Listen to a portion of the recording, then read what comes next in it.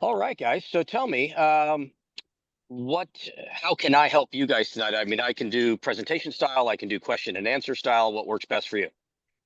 Well, I was just explaining to them that you travel around, and you've been a huge advocate into protecting the families during the dying process. So far, so that you've gone to the politicians, both in the state of Florida and up to DC. And then I just quickly summarized that you gave an amazing presentation talking about the things that are musts. And I'll just leave it from there. So if you wanted to Okay. give maybe 10, 15 minutes of a high synopsis recommendation, the same one Sure. that you normally give, and then from there is Okay. the Q&A.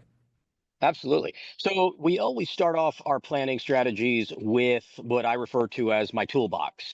And my toolbox consists of 5 documents. They are documents that you can get from the internet often, you can get from general estate planners, or you can get from elder law attorneys. But there is a big distinction in the documents themselves and the content of the documents that come from elder law attorneys. We often analogize the distinction between elder law attorneys and general estate planners to the medical field, where we can all agree that all cardiologists are MDs, but not all MDs are cardiologists. And so the idea is that the elder law attorneys, while we produce documents with the same names often as general estate planning attorneys, our documents are geared specifically towards getting older and potentially not healthier. So our documents, like our power of attorney, which is the first document we always talk about, and it's one of the most potent documents in my toolbox.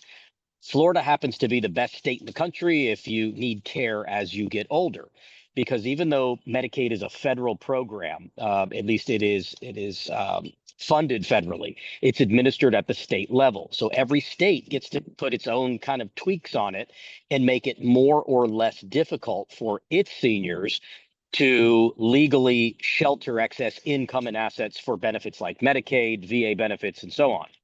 So, whereas a general estate planning attorney will give you a power of attorney document that is 5 to 12 pages on average, our powers of attorney are 32 to 35 pages. So it gives people sometimes confusion, sometimes a false sense of security when they're thinking about themselves or a loved one to say, well, mom's got dementia or she's starting with dementia, and I know she needs a power of attorney. So, we got one from LegalZoom for 29 bucks and we checked the box and we're good to go. Mom's got power of attorney. Well, yes, mom has something called a durable power of attorney, and that power of attorney will enable you as the agent to, write checks for her care, potentially up to $20,000 a month for nursing home care, until she runs out of money or she passes away, versus a elder law attorney's power of attorney that will allow you to shelter 100% of mom's vehicle, home, cash in the bank, investments, and retirement from the 5 year look back period from needing to be spent down,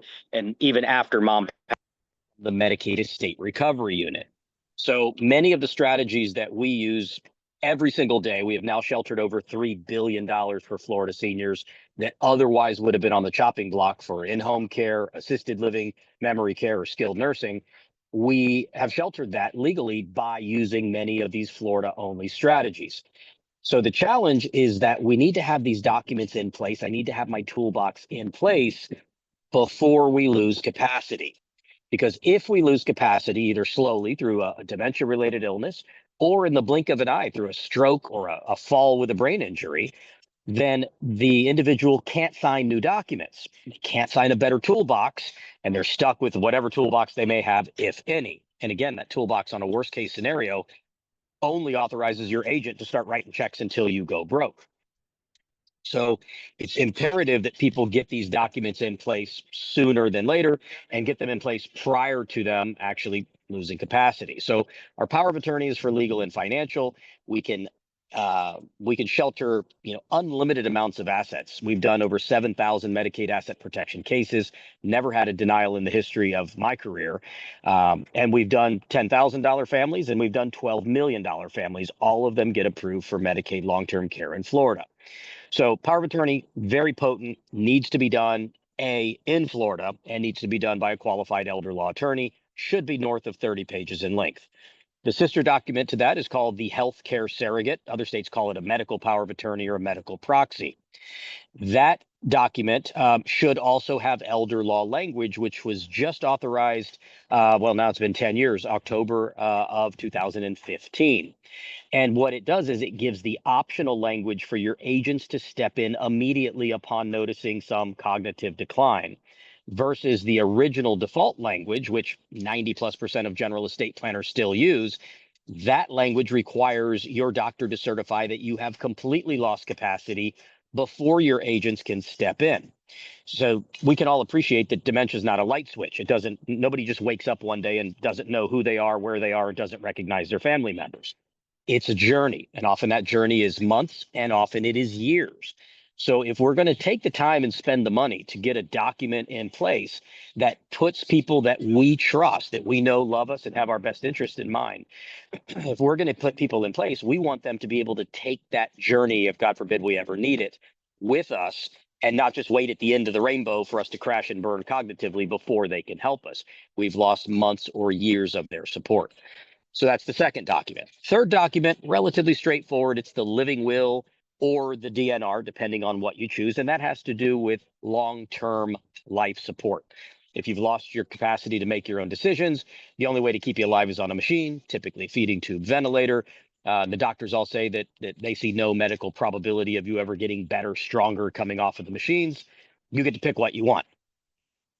The fourth document is one that general estate planners typically don't provide, but we do, and that is called a pre-need guardian. It is important that you have a pre-need guardian form in place, because if you don't, there's a good chance if you need a legal guardianship that a judge will just appoint the next professional guardian on the rotation. You might get a great one, you might get one that steals all your money, but I can guarantee you that you're not going to get one that probably cares enough about you on a personal level as your spouse, your adult children, or your maybe friends. So I like to take control of that decision and have the pre-need guardian. Then our final document that rounds out our list of 5 is our final arrangements document. And even though many people say, well, why do I need a final arrangements legal document? Like when my mom passed away, I just went and made the funeral arrangements and, well, I didn't need a document. And I agree that many times you don't need a document. However, oftentimes different people grieve the loss of a loved one differently, and some people get quiet and reserved, and some people want to fight it with everybody in the world. And you don't know what box of chocolates you're going to leave behind till the time comes. So this document does 2 things. It allows you to pick, what you want and what you don't want with respect to final arrangements. And it also lets you pick who in your life is going to be in charge of the documents if there's any disagreement among your family members. So those are the big 5. We recommend that everybody get them in place, as soon as possible, because I have obviously 80, 90-year-olds in nursing homes, and I currently have a 35-year-old in a nursing home that 2 years ago, while riding his bike on a Saturday morning, unfortunately was hit by a commercial vehicle, suffered a traumatic brain injury, and he's in a nursing home for the rest of his life. So while statistically it happens as we get older, Terry Schiavo is our poster child here in Florida. She was only 27 years old when she ended up in a persistent vegetative state. So I recommend that you get these documents in place. Make sure that you have them. I have a note here. Can you share the name of document number 2? Document number 2 is here in Florida. The designation of our medical surrogate, we call it a healthcare surrogate document. Other states call it a medical power of attorney or a medical proxy. So by statute in Florida, it is a healthcare surrogate. So we recommend everybody have all the 5 documents. That locks in my toolbox. And then we have our tools. Hopefully I never need to use any of them. But if down the road you or a family member ends up needing in-home care, well, I can get Medicaid to pay up to almost $7,000 a month to bring one-on-one care right into your home. And if you had to pay retail for that, $30 to $40 an hour, you could be looking at up to $6,800 a month out of pocket. I can save 100% of your income. So they don't take a penny of your income. They don't take a penny of your assets. And you can get almost $7,000 a month of care for the rest of your life. Assisted living memory care, those contracts are usually $1,500 to $2,000 a month off of your total care cost. And the big one is nursing home. In Florida, nursing homes without therapy are often $10,000 to $12,000 a month retail. With therapy, $13,000 to $20,000 a month retail. The default Medicaid rules say you have to spend all of your countable assets down to $2,000 before Medicaid kicks in on any of those levels of care. We, again, can preserve 100% of your home, vehicles, cash in the bank investments, and retirement money. So none of it has to be spent down. Medicaid kicks in nursing home situations immediately. And even better than immediately, I can go back up to 90 days that you have been private paying and get that money returned to you through a program called UMEDS, or unreimbursed medical expenses, through the Medicaid program. So everybody needs it. If you're, excuse me, if you're not old now, you're on the express train to Oldville. And so I always recommend that we prepare early, because there are some instances where we simply don't have the opportunity to prepare when it's too late. Any questions on those documents or any other topics you'd like for me to discuss? Well, I have a question, couple of them, but right now is number 3, you said living will or DNR. I think of them as two separate items. They are very separate, which is Uh, why I always put the or. You don't want and, because the DNR tells your first responders to do very different things. I always give the example in my seminars that if you left my seminar and you had an appointment with your cardiologist that day, and standing in front of your cardiologist, you have a heart attack, which if you're going to have one, that's probably a good place to have one. If you have a DNR in place, even though your cardiologist may immediately realize this is not a major heart attack, she's got the skill set to give you some CPR. She's got the paddles on the wall. She can get you going again. With a DNR in place, she's going to look down at you and say, "Nice knowing you, Mrs. Smith," and she's going to let you pass away, because that's what the DNR says. The living will, on the other hand, says, "Hey, I'm not ready to check out just yet. Give me the college try. Do what you can to get me going. And if you can, thank you so much. I love you. And if you can't, and by the time you get me revived, if you can do that, there's no brain activity, then, hey, I prefer not to live that way. Go ahead and pull my plug. Thank you for trying." So we always tell our clients to pick a lane, and you can always change lanes later. Oftentimes my clients will start with the living will, and then at some point they'll get to their journey in life where they're truly ready to check out, and they don't want to be brought back, even if it's possible, because of many circumstances. And so that's when we would recommend that they switch over and get rid of the living will and switch to the DNR. But I have an alarming number of clients or potential clients that I review their existing documents, and as I'm flipping through their binder, one page is the living will and the next page is the DNR, and I'm like, "Hey guys, they are mutually exclusive. We do not want both at the same time." so is it whichever one is most recent that is actually the document you would turn to? In Typically, other words, that usually it would is be the the DNR would be signed after living will, and then it takes effect. usually, but if you're going to switch gears at some point, I recommend that you void, typically by destroying and getting rid of the one that you don't want, because Mhm. oftentimes I've had cases where somebody had signed a DNR, but in their binder was still the old living will. And when they got rushed to the hospital, the family brought the binder out, handed the living will, not realizing, oh, 6 months ago, mom did a DNR and that's in her drawer, but it's not in the binder. And so we just gave the legal documents, and then you don't get what you want. So, so yes, typically the most recent would control, but I recommend let's not have any confusion here, and let's get rid of the one that you wanted to void and no longer be active. Any other questions?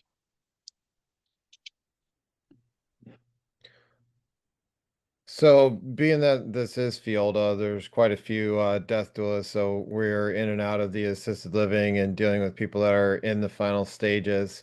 Is there anything besides the 5/6 documents that you brought up that would be good for either us or just the broader audience? Or I guess the other part is there something that's commonly misunderstood in elder care that would help us as death doulas or navigating this environment? Sure. So one of the big things, and there's a misconception that I always see, is that people think if they have a last will and testament, that avoids the probate process. They have this vision in their mind that when they die, their child or children, let's say, are going to just take their death certificate down to Bank of America, show them a copy of mom's will, and Bank of America is just going to release all the money to the kids because they're the beneficiaries. And that is indeed not the way it works. A last will and testament by itself is your roadmap through the probate process. In Florida, that probate process takes a minimum typically of 6 to 12 months. During that time, your assets are frozen. There are 7 different fees and costs associated with probate. Of course, the one I love the most is the attorney fee. And that one by statute gives me 3% of your stuff to babysit the process and spit it out to your family, friends, and charities. So don't get me wrong, I don't mind when $1 million probate walks in my office, because I get a $30,000 fee for probably working about 15 hours. So it's really good hourly. But I'm passionate about helping people not pay me or people like me at the end of life a lot of money, pay me or people like me a little bit of money during life, and avoid the entire process. We can avoid the entire process in several ways.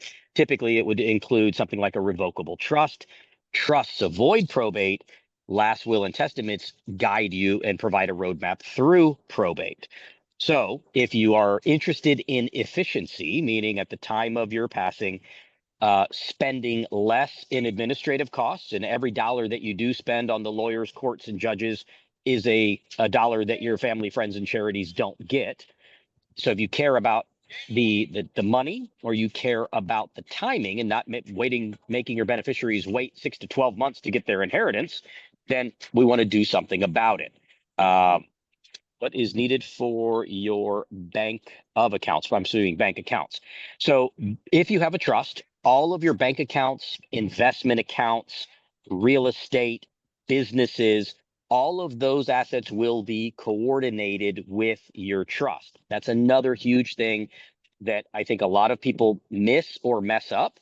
And a lot of unscrupulous lawyers, if you can believe it, those exist.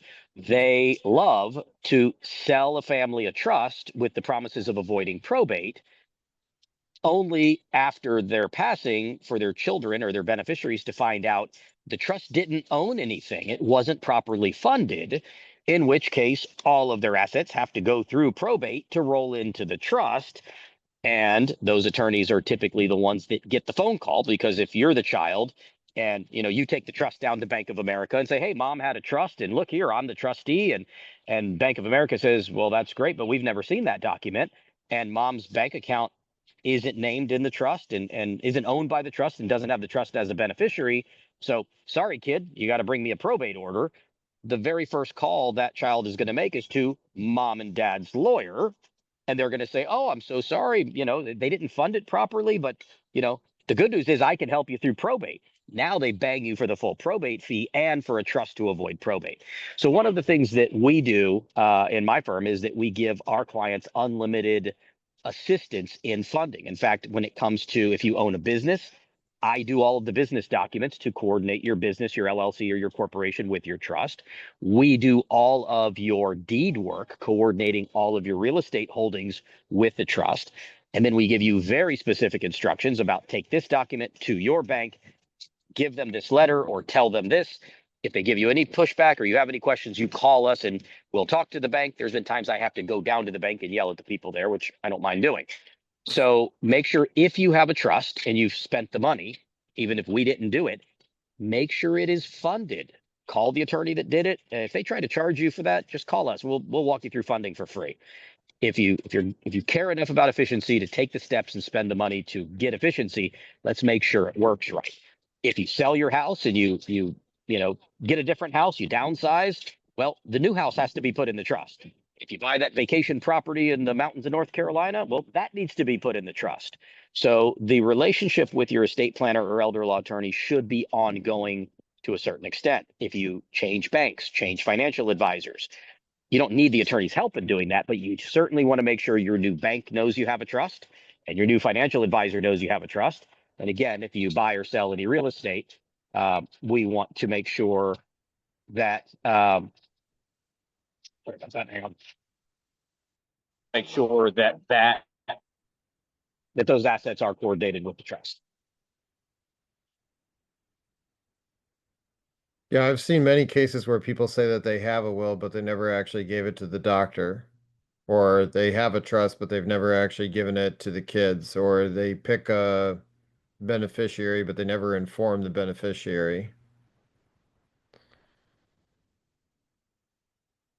Yeah, I mean, your assets need to have a trust, a beneficiary. I'm not a fan of joint owners. Don't put your kids on your bank accounts. That's a terrible idea. If they get sued, they die, they get divorced, or they just turn into crackheads and steal all your money. Like all of that is a really bad thing. So we want to make sure. Hang on one second. I'm getting some interference here.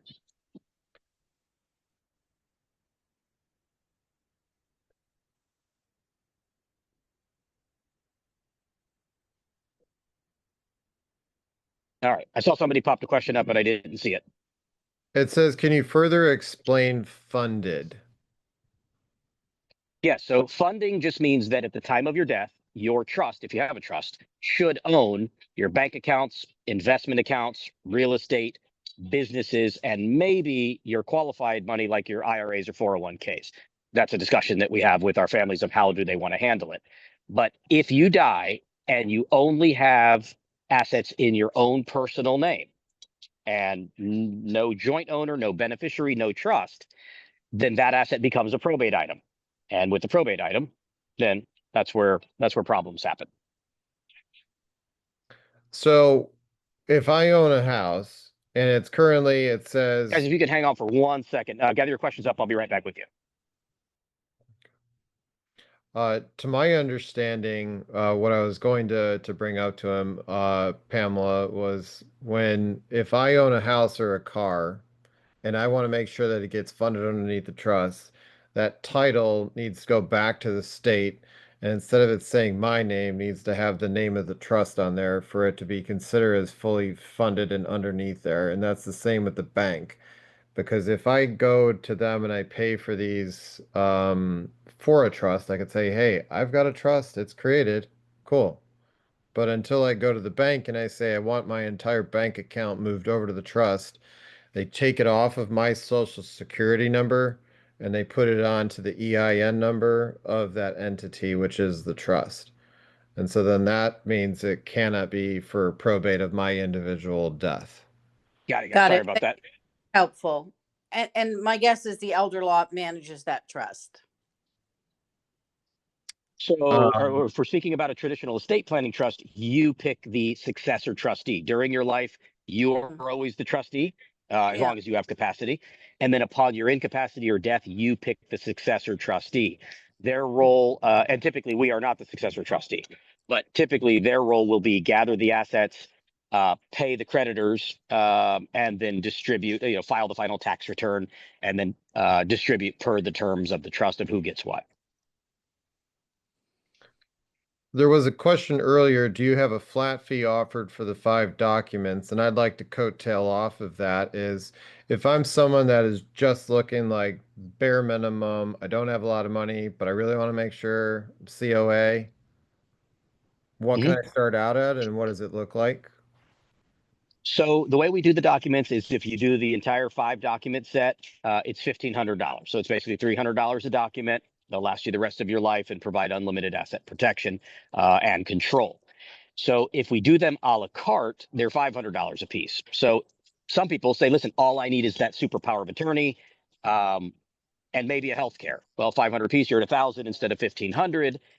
You get 2 of the 5 documents at 1,000. You get 1 of the 5 documents at 500.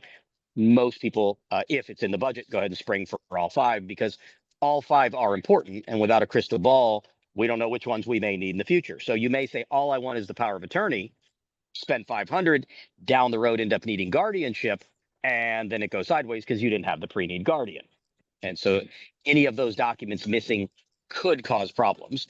But I would say if I had to pick, the most important for asset protection and not having to spend all your money on care, then I would say the power of attorney is your most potent document, and that followed by the healthcare surrogate. If you don't have a living will that says pull my plug or don't pull my plug, your healthcare surrogate can make that decision for you in Florida. Another question came in. What is the difference between revocable and non-revocable trust? The budget's not there.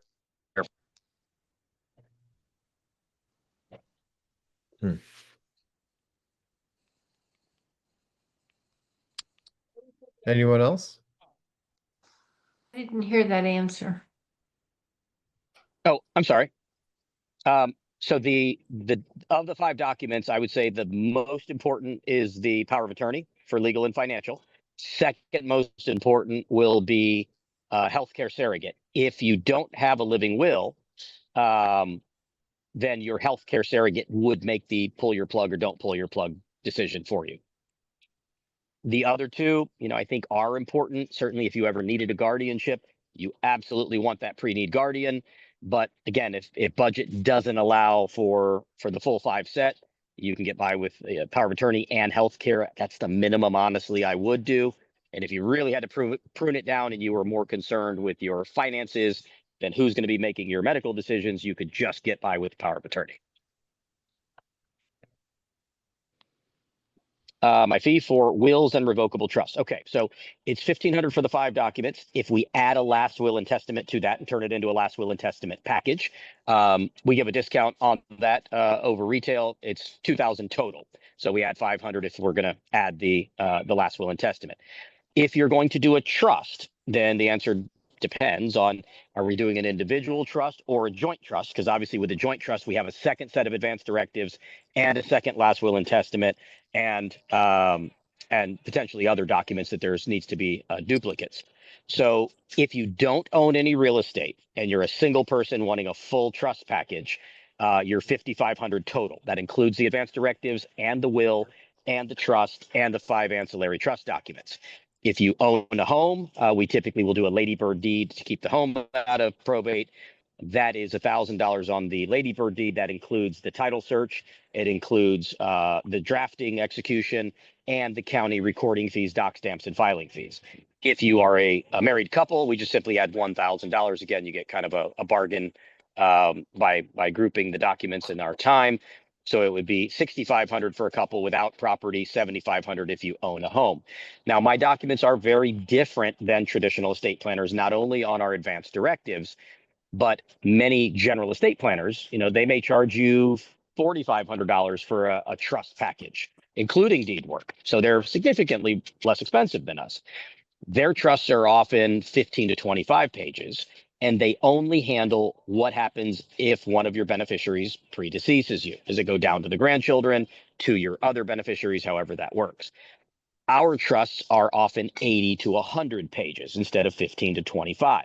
We cover everything, including not only what if one of your beneficiaries dies before you, but what if at the time of your death, let's say you had your kids in your 20s, you're now in your dementia, your kids are in their 70s, and one of your kids has a stroke and ends up in a nurse.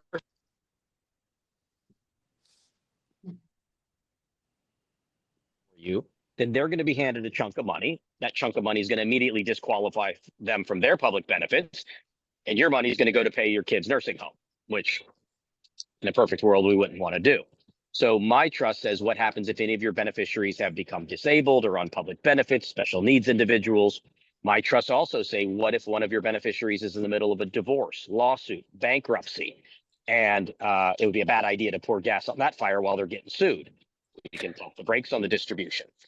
If one of your beneficiaries has developed a drug or alcohol addiction, gambling problem, mental illness, our trust has language to convert their share to a discretionary trust to prevent someone from doing bad things with their inheritance and potentially harming or killing themselves. So our trusts are very much more in-depth than general estate planners. In addition to that, we offer an optional downstream asset protection trust that after you pass away, instead of that money leaving your trust and going to your children, if they get sued, or file bankruptcy anytime after your passing, their entire inheritance could be on the chopping block for getting sued for a car accident or filing bankruptcy or anything like that. Or if after you pass away, if they commingle even $1 of their inheritance with any marital purpose and then later get divorced, half of their inheritance could be on the chopping block for equitable distribution in a divorce proceeding. So and if you don't like your son or daughter-in-law, which happens occasionally, we can make sure that when your child passes, if there's any money left out of their inheritance, it doesn't go to their spouse, even if their estate plan says go to their spouse, because they never own the money. The money stays in your trust structure. We can give them access. We can let them invest it. We can let them spend it. But whatever hasn't been spent yet, when they die, isn't their money. It's still your money. You can roll it down to the grandkids. You can roll it to to your other children or your other beneficiaries or charities. And you never have to worry about your son-in-law whining and dining his new girlfriend with the money that you left behind, either after a divorce or the death of your child. So those are things, again, we do. Most attorneys and most law firms simply just don't offer that level of planning.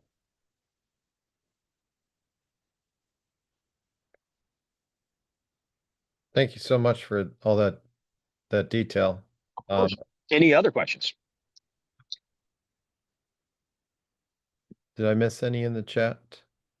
Well, I'm there's, going to jump in regarding the revocable and non-revocable trust. I'm sorry, it was asked and not answered because we had a bit of static, I think. So that is my question. Thank you so much. So revocable versus irrevocable. So in many states, northeastern states to be specific, the irrevocable Medicaid asset protection trust, known as a MAPT, is really one of the only ways to protect your money from that Medicaid spend down and from the 5-year look back period. Those trusts are very expensive to set up. You lose control of your money. You can't be your own trustee. And so but in some states, like, that's the only game in town if you don't want to go broke at your nursing home. So for our clients here in Florida, because we have this great toolbox that doesn't require you to spend a bunch of money, lose control of your money, and then hope 5 years goes by with nothing happened to you, but where you need care. In Florida, 99% of the time we use a traditional revocable trust. You can amend it in the future. You can change things, and if you need care, you can fix it. So irrevocables have their place, but not often here in Florida. If you could read that last question, it popped up while I was finishing, and I didn't get to read the whole question. Yes, it says, I'm divorced, have one child listed as beneficiary. I want to prevent my ex from controlling or coercing her access to her inheritance if something happens to me and he is still living. Is that controllable by a downstream trust arrangement? So if your child is an adult, and they are still kind of able to be swayed by their surviving parent, then the downstream asset protection trust wouldn't be my first choice, because we still usually will give control over the investments and over the spending to the beneficiary. So if dad, still exerts some influence, we wouldn't want to have your child be in charge of the money, because dad may take it over. What we would want to do in that case is have a third-party trustee who is not your child and turn it into what's called a discretionary trust. And then you can leave your successor trustee rules and some guidance on how you would want them to use the money, for what purposes would be appropriate or not appropriate. And so we can exert control and remove control over individuals who might not be able to stand up to outside influences, whether it's a parent or often it's even a spouse. And so that comes up quite often.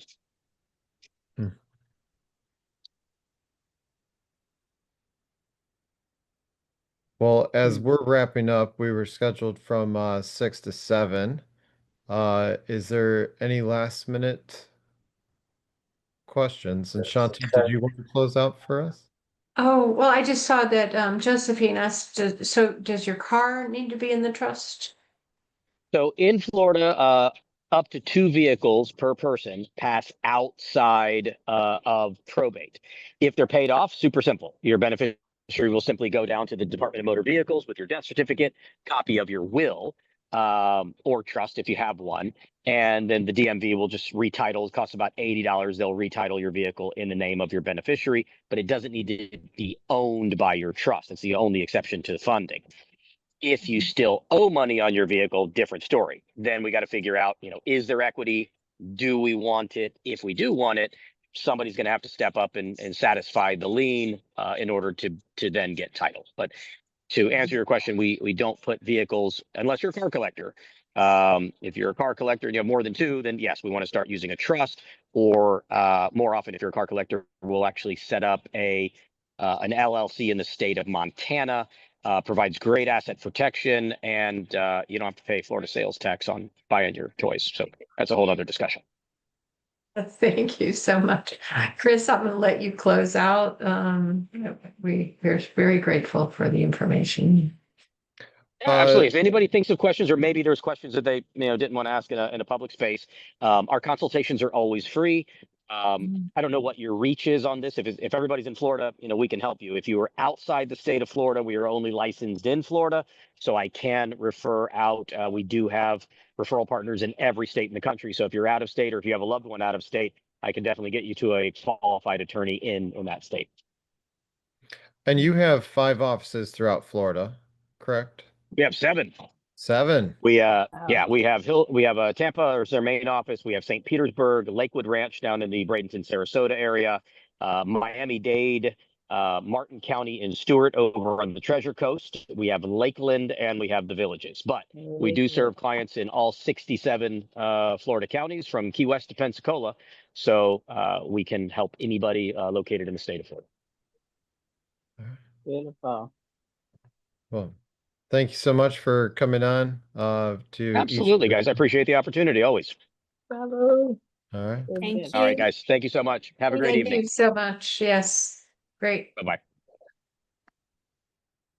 Well, until next month. It was good seeing everyone. And thank you, Shanti. Yeah. Thank you so much, everyone. Thanks, Oh, Christine. we have Wilka Rogue next month.